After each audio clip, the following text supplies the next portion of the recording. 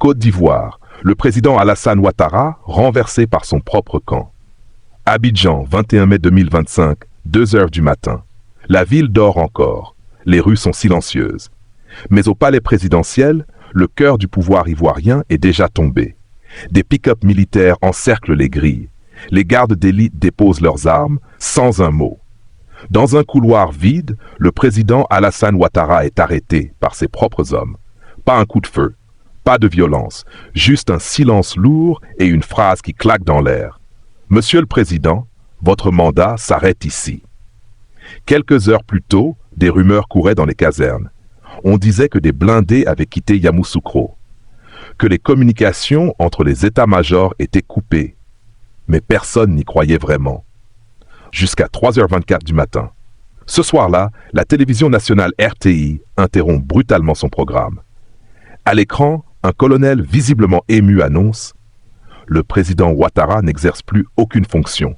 L'armée prend ses responsabilités. La transition est en marche. » Partout à Abidjan, Bouaké, Korogo, on entend les premiers klaxons. Des vidéos tournent sur les réseaux. Des jeunes crient, pleurent, chantent. Il n'y a ni chaos, ni pillage. Juste un immense souffle de soulagement collectif. Ce 21 mai, la Côte d'Ivoire s'est réveillée sans son président.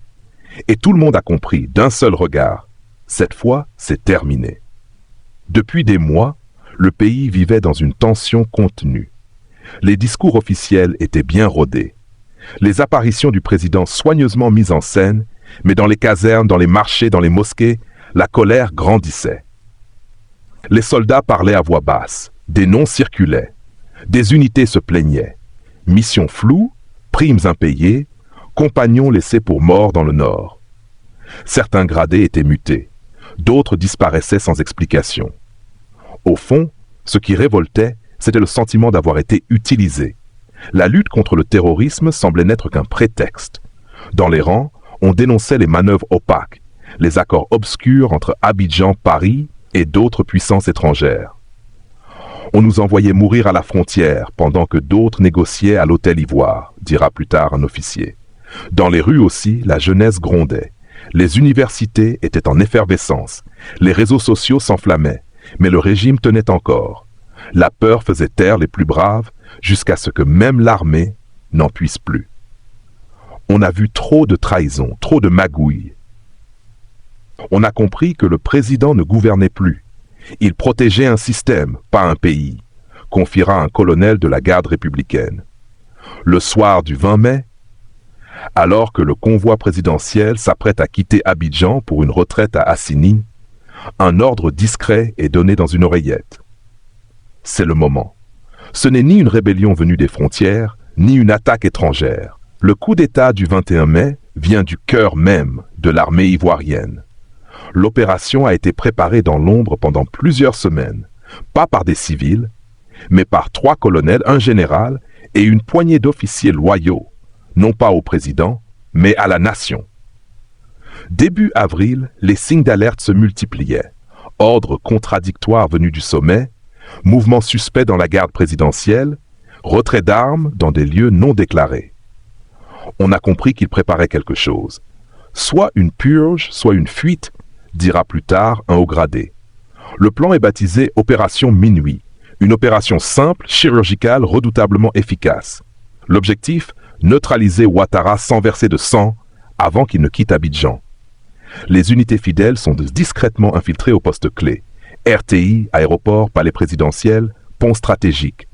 La date est fixée dans la nuit du 20 au 21 mai. La veille du coup, aucun changement d'uniforme, aucun ordre écrit. Juste des gestes codés, des regards, des silences lourds de sens. 21 heures. Les premiers blindés quittent Yamoussoukro.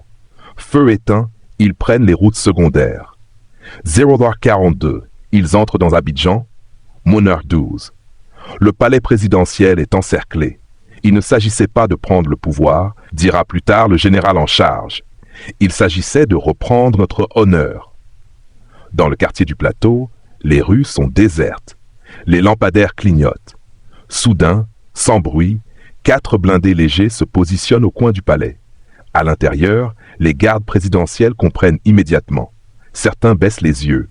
D'autres déposent leurs armes, car en face d'eux, Ce sont leurs propres frères d'armes. Dans une aile du bâtiment, Alassane Ouattara tente d'appeler son aide de camp. Son téléphone ne capte plus. Le réseau a été coupé 20 minutes plus tôt. Il demande sa voiture. On lui envoie un 4x4 blindé.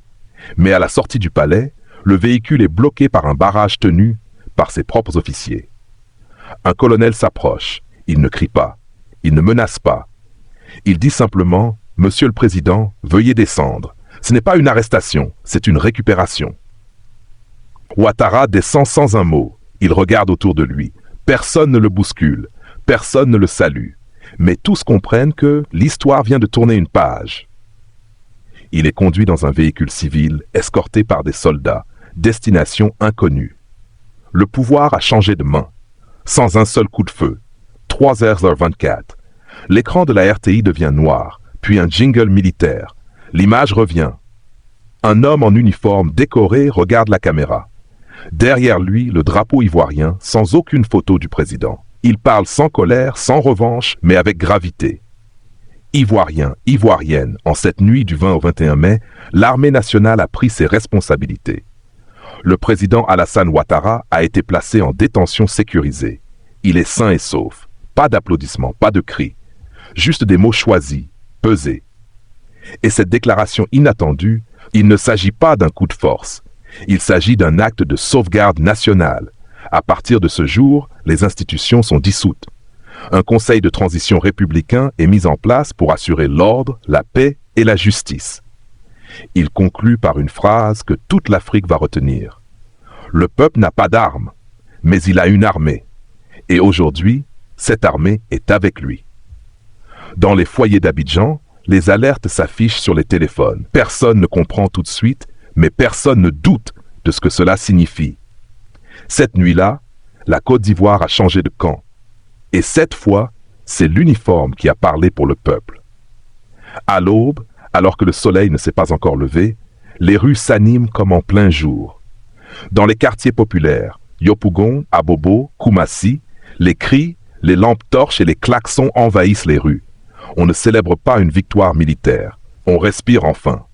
Des jeunes courent torse nu, drapeau ivoirien à la main. Des vieilles femmes s'agenouillent dans la rue, les bras levés. Pendu, à Bouaké, Korogo, Daloa, même scène. Pas de violence, juste une énorme explosion de soulagement. À Adjamé, un vendeur de pain s'exclame en riant « Je n'ai jamais vu une dictature tomber aussi doucement. C'est eux-mêmes qui l'ont remise. » Sur WhatsApp, des vidéos circulent. Des militaires décrochent le portrait de Ouattara dans les mairies. Des civils applaudissent. Des enfants chantent. « Il est tombé, il est tombé. » Une phrase revient partout, c'est notre 4 août à nous. Un clin d'œil direct à la révolution burkinabé de 1983. Cette fois, ce n'est pas la peur qui traverse les rues, c'est la dignité retrouvée. Le peuple n'a pas manifesté. Il n'a pas renversé de statue, il s'est tu. Et son silence a tout changé. Ce 21 mai 2025, pour la première fois depuis longtemps, les rues d'Abidjan sont vraiment libres. Du matin, Abidjan. Le soleil se lève timidement, mais les rues sont déjà en pleine effervescence. Les radios locales diffusent en boucle le message du Conseil de transition, pendant que les premiers journaux sortent des imprimeries avec un seul titre en une. Le président Ouattara n'est plus au pouvoir. Dans les quartiers populaires comme dans les zones administratives, la même phrase revient sur toutes les lèvres. C'est fini. Devant l'hôtel Ivoire, où avait éclaté la fusillade la veille, les militaires en faction sont calmes, vigilants. Plus aucun coup de feu, plus aucune agitation, juste une présence discrète mais ferme. Les ambassades étrangères, elles, activent leurs dispositifs de sécurité. Les diplomates cherchent à comprendre, à évaluer. Est-ce un vrai changement de régime ou juste une crise passagère? Mais sur place, plus personne ne doute. Le pouvoir a changé de main, sans effusion de sang. Au sein des institutions, c'est la stupeur. Certains hauts fonctionnaires refusent d'y croire. D'autres, plus lucides, effacent à la hâte leurs messages compromettants, nettoient leurs bureaux, prennent contact avec les nouveaux maîtres du pays. Les ministres sont introuvables. Beaucoup auraient quitté la capitale la veille, d'autres se terrent, incertains de leur sort. Quant aux proches du président, ils observent un silence pesant, comme si une ère entière venait de s'effondrer sur elle-même. Un nouveau communiqué est lu à la RTI par une voix posée. Tous les gouverneurs, préfets et chefs militaires sont invités à se présenter dans les 24 heures au quartier général du Conseil de transition. Tout refus sera interprété comme une insubordination. Des colonnes de véhicules militaires sont signalées à Boaké, Corogo et San Pedro. Il ne s'agit pas d'une démonstration de force, mais d'un redéploiement stratégique pour assurer la stabilité. Les commerçants rouvrent timidement leurs boutiques. Dans les marchés, les femmes échangent les dernières rumeurs entre deux étals de légumes. Le nom des officiers impliqués commence à circuler. 3 colonels, un général et des soldats issus des unités d'élite. On parle d'anciens compagnons de feu, le général Gueye, d'hommes formés au Burkina Faso, au Mali ou encore au Sénégal. Tous ont un point commun, ils disent avoir agi au nom du peuple. 10h15, une conférence de presse est annoncée. À midi, dans une salle sobre du quartier militaire d'Akuedo, un homme prend la parole. Il porte un treillis propre, un regard franc et une voix ferme mais sans excès. Il se présente comme le colonel-major Téné Ibrahim Koné, chef provisoire du Conseil de transition. Derrière lui, pas de drapeau présidentiel, mais un simple blason ivoirien. Pas de promesses, pas de slogan. Juste une déclaration claire. Le temps de l'impunité est terminé. Le peuple ivoirien mérite une gouvernance juste, responsable et patriote. Nous ne resterons pas au pouvoir. Nous organiserons une transition courte, transparente et inclusive. La salle est silencieuse. Les journalistes n'interrompent pas. Tout semble suspendu, comme si le pays retenait encore son souffle. Puis, il conclut, ce n'est pas un putsch, c'est une remise à zéro. En 13 heures, dans les rues restent calmes, mais les visages ont changé. Ce ne sont plus des regards inquiets, mais des regards éveillés. Des enfants dansent sur des trottoirs, des groupes de jeunes nettoient les rues, effaçant les slogans de propagande, repeignant les murs. On entend des chants, des prières, des cris de joie, mais aussi un respect silencieux pour ceux qui ont pris le risque de tout changer sans violence. 14h30. Sur les réseaux sociaux, des vidéos circulent. Des soldats remettent leurs armes à leurs chefs, des civils les applaudissent, des imams et des prêtres pris côte à côte dans des carrefours. Une vidéo particulièrement virale montre une femme âgée, debout devant un blindé, levant les bras au ciel et criant « Que Dieu bénisse ses enfants, ils ont fait ce que nos prières demandaient depuis des années. » 15h, Abidjan. Le ciel s'assombrit légèrement, mais ce ne sont pas des nuages de guerre. Ce sont simplement les prémices d'une pluie tropicale, comme un souffle frais après une longue tension. Dans les rues, les habitants s'activent. On nettoie, on range, on prépare même des repas pour les militaires postés au carrefour. Une nouvelle forme de solidarité est en train de naître. Pendant ce temps, à l'intérieur du camp militaire de Yamoussoukro, le conseil de transition s'élargit. Plusieurs officiers venus de l'intérieur du pays y ont été convoqués. Il n'y a pas de chaîne ni de menace, mais un mot d'ordre clair. Vous êtes avec le peuple ou contre lui. Dans les ministères, des agents arrivent avec prudence. Certains veulent simplement comprendre s'ils doivent continuer à travailler, d'autres craignent d'être arrêtés. Mais le nouveau commandement rassure. L'administration ne s'arrête pas. Le pays doit continuer à tourner. Nous ne sommes pas venus pour détruire, mais pour reconstruire. Le colonel Téné Ibrahim Koné reprend la parole à la télévision nationale. Cette fois, son message est plus structuré. Une charte de transition sera rédigée dans les 72 heures. Un gouvernement civil de transition sera mis en place sous 10 jours. Des assises nationales auront lieu pour définir les priorités du pays. Et surtout, aucun militaire du Conseil ne pourra se présenter à la prochaine élection. Ce dernier point provoque un tonnerre d'applaudissements, même dans les casernes. C'est une rupture nette avec les précédents coups d'État de la région, souvent marqués par des ambitions personnelles. 18. Les premières délégations de la société civile sont reçues. Des chefs coutumiers, des représentants religieux, des jeunes, des femmes, des syndicats. Tous viennent porter une seule parole. On veut être associés, pas spectateurs. Le conseil de transition semble les écouter. Des commissions sont créées. On note les propositions, on prend les numéros de téléphone, on demande des volontaires pour aider à organiser les forums citoyens. La nuit tombe sur Abidjan. Mais ce soir, la ville ne dort pas dans la peur. Des groupes de jeunes organisent des veillées dans les quartiers. On chante des chansons anciennes, on joue du tam-tam, on discute politique dans les maquis. Il y a encore des questions, des doutes, mais surtout un sentiment rare, l'espoir. Un dernier message est diffusé à la RTI, sobre, court, sans images. Ivoiriens, Ivoiriennes, restez calmes, restez unis. Ce n'est pas la fin, c'est un nouveau départ. Minuit, pendant que le pays s'endort lentement, les caméras de surveillance de la résidence présidentielle enregistrent une silhouette discrète escortée par 2 véhicules banalisés. Il s'agirait, selon des sources militaires, de l'ex-président Alassane Ouattara qui aurait quitté Abidjan par voie terrestre pour se réfugier à Assini en attendant un possible départ vers l'étranger. Aucun mandat d'arrêt n'a encore été lancé. Le conseil de transition semble vouloir éviter l'humiliation publique. Mais pour beaucoup, l'essentiel est déjà fait.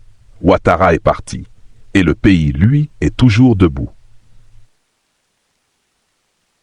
Le deuxième grand titre de l'actualité, c'est la tension toujours très forte qui règne en Côte d'Ivoire. Une fusillade a éclaté cet après-midi devant l'hôtel Ivoire à Abidjan. Pourquoi il veut gueuler la constitution ivoirienne?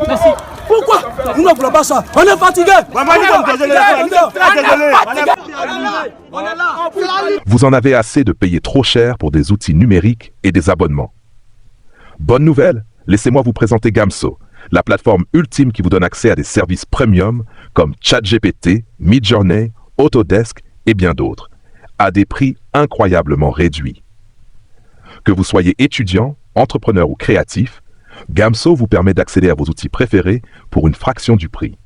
Avec plus de 6 ans d'expérience, ils offrent des abonnements partagés, livrés en temps réel, sans attente ni tracas. Le processus est simple.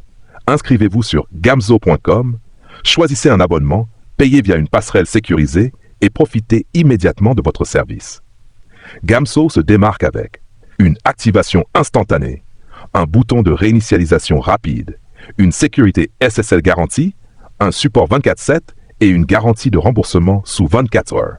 Avec 88% d'avis positifs, c'est une plateforme fiable et sans risque. Utilisez mon lien de parrainage et code promo en description pour profiter de réductions exclusives. Pourquoi payer plus cher? Essayez Gamso dès aujourd'hui et accédez au meilleur du numérique pour moins cher.